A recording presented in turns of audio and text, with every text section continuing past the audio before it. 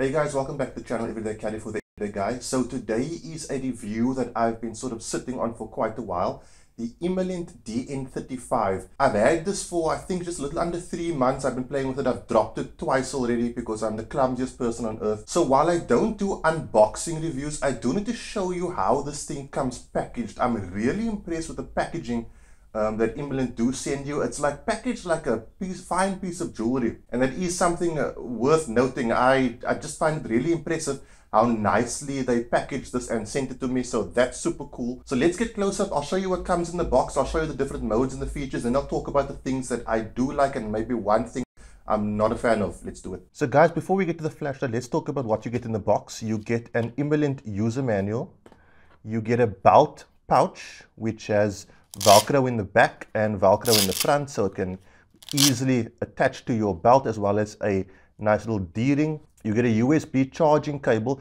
This light does come with an Imalent branded 26650 rechargeable battery, and then you also get 2 separate O-rings or seals, whatever you want to call these things. This is obviously for waterproofing and that type deal. So onto the light itself. Firstly, it's got a really cool feel and weight to it. I'm assuming it's from that monster battery that it's got in here, and also the aircraft grade aluminium. Everything is this aluminium, nothing is plastic. Even this cap over here, it's all aluminium, all solid construction. And then on the operation side of things, you got 2 buttons, one here and one over there. They're quite flush with the actual light. They don't really protrude that much. That's something I'm going to talk about later. And then you've got this OLED screen right here. So what happens is, to sort of activate it, you tap this button once and it goes to 20 lumens. It will remember your last setting. You can rock 20 lumens for 50 hours, and then tap it one more time, it goes to 450 lumens, and that's for 4 hours and 30 minutes. And then one more time, it goes to 1500 lumens, and that's for 2 hours and 50 minutes. And if you keep tapping, it'll cycle through the different modes. To switch it off, it's a long press on the on-off button, but I'll leave it in 450. As you can see, if I then press and hold, it goes off, and if I tap it one more time, it goes back on in 450 mode. This will also intermittently show you the battery voltage, as you see there. So that's quite cool. You can sort of keep a record or have a visual description of exactly what your battery is doing. So on the other side to that, you've sort of got your turbo mode switch. Now a short press on this brings up 2200 lumens sort of intermittently, as you can see there. If you press and hold for like more than 3 seconds, you then get the 2200 mode constantly. Now what's really cool about this is you can maintain 2200 lumens for 2 hours and 10 minutes. That is a beast of a runtime for that amount of lumens. And remember, in this mode, you're getting a throw or a beam distance of 596 meters. That's nearly 600 meters, and it kind of has to do with the reflector. I'll just put it off quickly and show you what I'm talking about. The reflector inside here is ultra smooth. Now what you'll find is with smooth reflectors, you're going to get a longer throw. When your reflector is sort of stippled or looks like an orange peel kind of deal, that's sort of where you got your floodlight. This is more for throw. A 596 meter throw is really good, especially when you consider that's 2200 lumens for a full 2 hours and 10 minutes.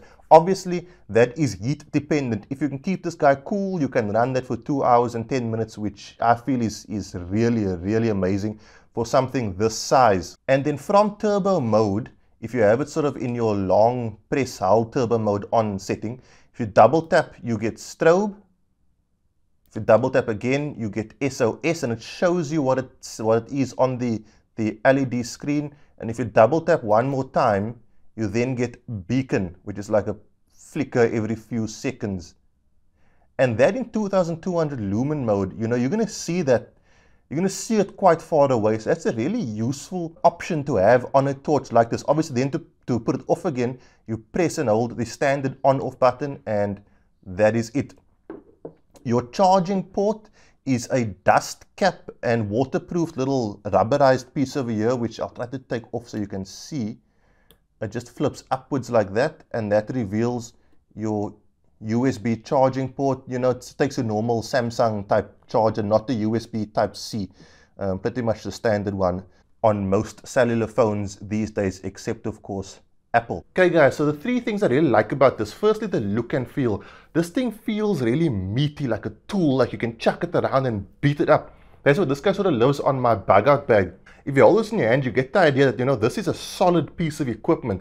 Obviously, looks are secondary to performance. And that's the second thing. That 2200 lumens for 2 hours and 10 minutes, that is a beast amount of performance out of something this small. And third is that throw, 596 meters. That is a distance and a half for, again, something this small. You chuck this guy on in a house and it makes day of night. I filmed some B-roll in and around the house, and as you can see, this thing is ultra powerful, ultra bright. A really impressive package for something this small. Now, my one downside is this is marketed as a tactical flashlight. I don't really know. The only problem I'm seeing from a tactical perspective is these buttons are sort of flush with the actual frame of the torch itself.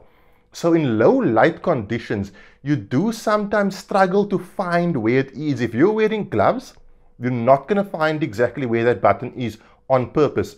Even sort of just with your finger, you often can't find the exact button you're looking for. And what's worse is the charging port feels exactly like the on-off switches. That's possibly where this guy falls down in terms of tactical application. But for utilitarian purposes, to have something this powerful is very, very useful. You know, you ideally want your tactical flashlight to have a tail switch, so no matter what orientation you have it in, no matter what happens, no matter what you're doing, you know exactly what to do to activate it. Those flashlights will often only have 1 or 2 modes and not run for this enormous runtime. Super impressed. I really like this flashlight. If you take out the tactical application, look at it from a utilitarian perspective, you are getting incredible bang for your buck and bang for your size out of this little flashlight. Super happy with what Imalent are producing. And they are definitely one to watch. You know, I'm an Olight fan, but like I looked at this and I was like, man, this is a nice piece of gear. And like I say, this has now made it onto my bug out bag where I thought I would always only have Olight.